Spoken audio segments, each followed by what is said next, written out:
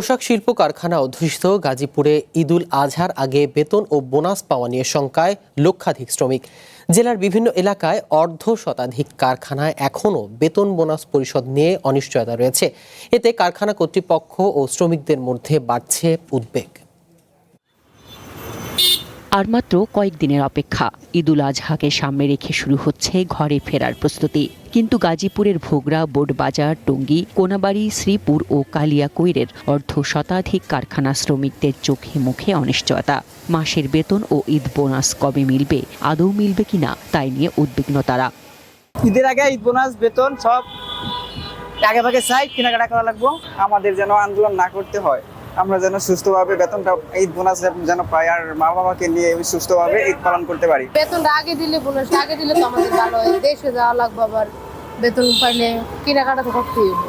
শিল্প মালিকরা বলছেন, অনেক কারখানায় রপ্তানি আদেশ কমে যাওয়া, তেল, গ্যাস এবং আর্থিক সংকট রয়েছে। নির্মাণে নাম্বার 1 শাহ সিমেন্ট।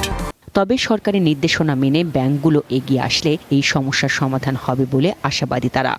সরকার বাংলাদেশ ব্যাংক থেকে একটা আমাদের প্রণোদনা ব্যবস্থা করেছে ৩,০০০ কোটি টাকা, যেখানে অধিকাংশ পোশাক শিল্পের জন্য।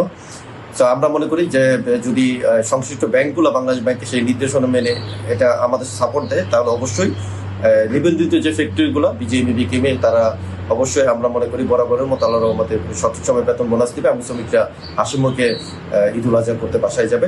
শ্রমিকদের পাওনা নিয়ে যাতে কোনো ধরনের অস্থিরতা তৈরি না হয়, সে কারণে অতিরিক্ত সংখ্যক পুলিশ সদস্য মোতায়েন থাকবে শিল্প এলাকায়।